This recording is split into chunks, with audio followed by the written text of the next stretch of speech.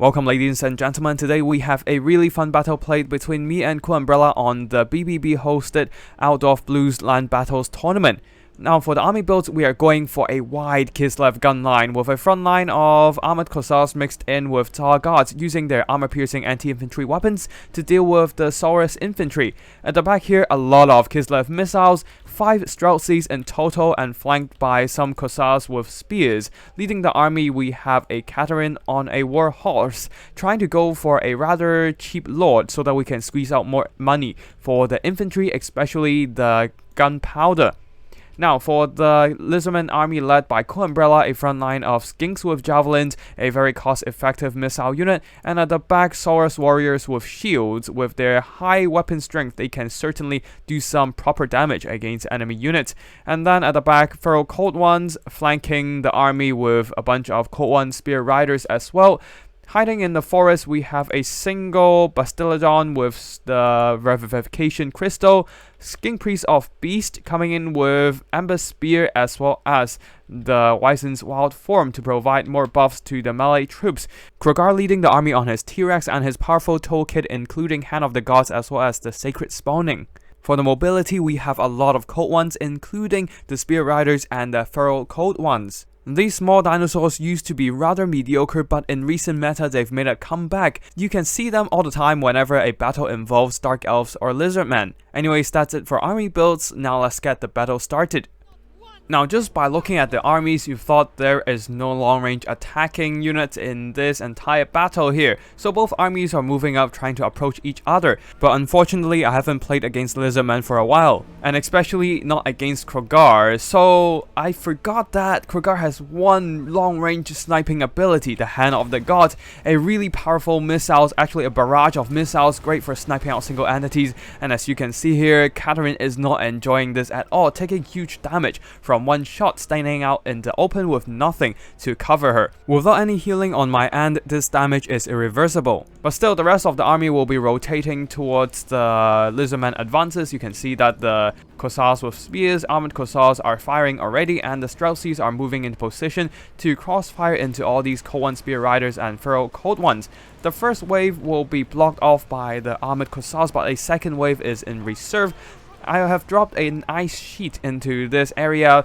The speed debuff would pin down the Cold Ones, preventing them from pulling out of combat as they are a rather slow cavalry. This buys time for my Streltsies and Kossars at the back to focus fire onto all these Cold One units, doing as much damage as possible before they eventually pull out of combat or break through my armored Kossars. On the other side, my units are doing something similar, meeting the Lizardman with a volley of lead and arrows. Of course, shooting at the skinks who has shields isn't exactly the most cost-efficient use of my ammo, but seeing I have so many Streltsy units, I can afford wasting a little bit of the bullets. The real problem is this second wave of Cold Ones. With the armored Kossars tangled up by all these Feral Cold Ones and Cold One spear riders, there's nothing to block up their advance, and they will be freely charging into the Streltsies and these Kossars with spears, tying them up in melee combat and doing some nice charge damage, especially against the Streltsies who do not have any charge defense or anti-large whatsoever. On the other side, there's also something similar happening. Cold One spear riders and Feral Cold Ones overloading my defensive units, while Zarina will be dropping in some buffs onto these Streltsies, hoping to help them fight a lot better against these Cold One spear riders with the Frost Blade, 24 melee attack, 25% weapon strength, and then stand your grounds. Now the Streltsies are up to 52 melee attack and defense, actually punching back very effectively against the Cold One spear riders who only have 26 melee attack and defense, especially with their armor piercing cutting through the lizard's armor. On top of that, Catherine dropping in her Frostfang, blasting away some of these cavalry with that icy explosion. But the problem is Kroq'Gar is right here, aiming down yet again with another Hand of the Gods, and oh god, almost half of the health of Zarina Catherine is gone right there. The Kossars will be firing at Kroq'Gar as well as some of these Streltsies crossfiring, but unfortunately, Kroq'Gar has his eyes locked on the Zarina, striking a devastating blow to her leadership, activating the Bioblood effect. I tried pulling back Catherine while she is still unbreakable and I can still control her. But unfortunately, Kroq'Gar is hot on her tail. Even with the ice sheet slowing down Kroq'Gar to 56 speed, Zarina Catherine at only 68 speed being on a slower war horse as well as the debuff from the wounds effect Well, unfortunately, she will be caught up by Kroq'Gar and quickly eliminated. On the left flank, things are not looking too great for the Kislevites as well. Balance of power is still quite even, but the Kroq'Gar Spear Riders are charging straight into the backs of these Streltsies, doing some nice impact damage with their armor piercing.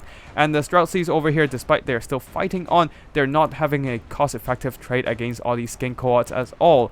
The Kossars with spears will be turning around, trying to crossfire at the Kroq'Gar Spear Riders and quickly rout them off so that the Streltsies are freed up once again. In the front line though, the Zargots with great weapons are doing quite an impressive job, hacking down the Saurus and the Bastillodon with their armor-piercing weapons. The other Zargot not so much, as they took a lot of javelin hits to the face, but they are still holding the line, activating the Unbreakable by our blood effect. Skink Priests of Beasts are just charging into the Streltsies here, tying them into melee combat, attempting to shut off Kislev's fire support with a dirt cheap character. Luckily, I still have a couple Streltsies available, providing that overwatch fire to any units in melee. Though Kroq'Gar has finished off Katarine and is now rampaging along my lines with nothing to stop him. Now the front line seems to be stabilizing with the Kossars and Zargots beating their respective enemy, but the problem is at the back. A missile spell is aiming down the side of my Streltsies. It is a spell with really high penetration, great at piercing through the ranks of multiple models. You can see how a single well-placed shot destroys more than half of the health of this single unit of Streltsies. And you can see that the balance of power is visibly dented against my favor. Fortunately, the other Streltsy is still pretty much active, now turning around to fire at Kroq'Gar. But a lot of my firepower is actually still tied down in melee combat, and these Streltsies, no doubt they'll be quickly routed by a single charge from the Skin Cohorts and the Saurus.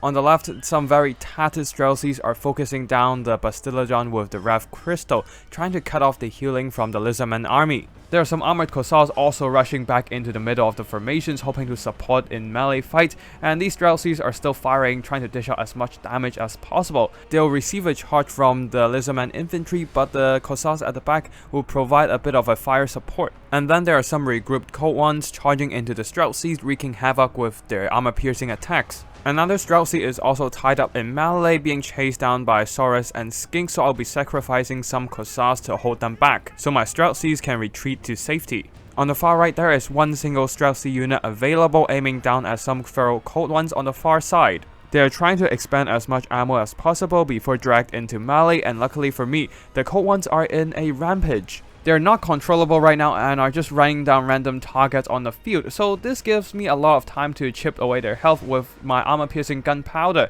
Though unfortunately for me, there is one lonely armored Kossars in the middle of the battlefield, presumably routed over there earlier. It is now isolated against the might of Kroq'Gar and surrounded by skin cohorts as well. A rear charge from Kroq'Gar on his T-Rex will quickly rout off these armored Kossars with a terrifying effect. At the back, the last of the Saurus are duking it out with my armored Kossars. They don't have as much armor as the armored Kossars, but this is where the heavy weapon strength comes into play, dishing out quite a lot of damage against my Kossars, who doesn't have the greatest melee stats either. Streltsies, they now have sight on Kroq'Gar and are now focused firing on him, so Kroq'Gar will be backing off, allowing another unit to come in and deal with these firepower. And yes, that other unit is this nasty Skink Priest, an overcast Ember Spear, absolutely nuking my Streltsy unit, immediately taking out a good chunk of their HP, triggering the Bar Blood effect and knocking out a substantial amount of my remaining firepower.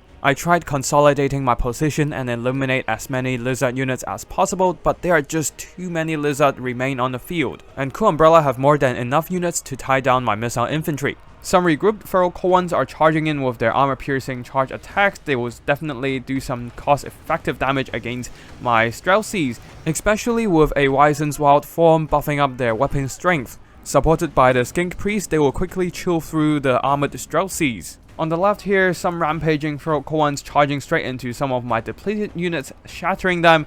Kroq'Gar now completely unchallenged on the battlefield, and one last Ember Spear really sealing the deal, nuking my shattered Streltsies. They might be running from combat, but that doesn't mean the Lizardman will forgive them for daring to oppose the will of the Old Ones. And Cool Umbrella will be taking this victory along with the chance of advancing into the second stage of the Outdoor Blues tournament.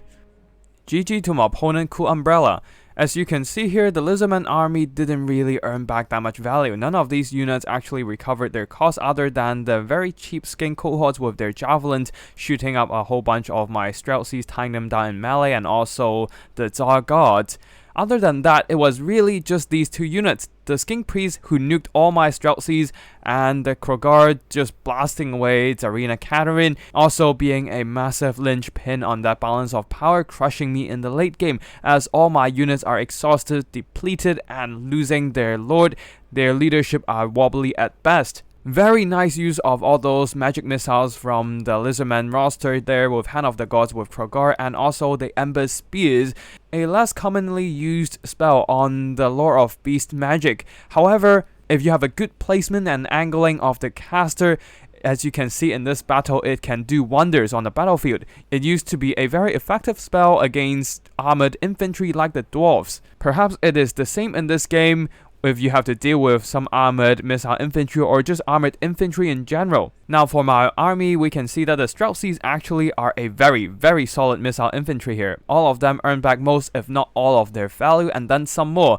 However, the fact that I lose Tsarina Katerin that early means that I lost a huge chunk of my magic support, and a lot of my troops are more prone to leadership breaks due to the Deadlord debuff. And of course, in the end, with all these armored cavalry mobility overloading my backline, a lot of these ammo on my Streltsies and Cossacks with spears were not actually used, leading to a waste of a lot of resources. Tsar guards did okay against the Saurus. They do have better melee stats and also armor piercing anti-infantry, so they should do fine against the Saurus.